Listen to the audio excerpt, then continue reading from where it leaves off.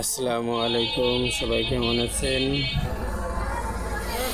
আবার সেই প্রতিদিনের ন্যায় চলে আসলাম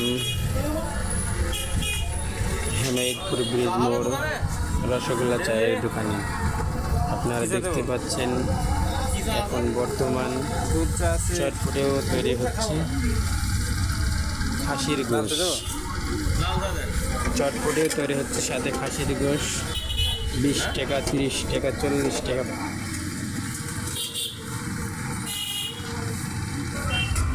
সেই হেমায়তপুর ব্রিজ মোড়।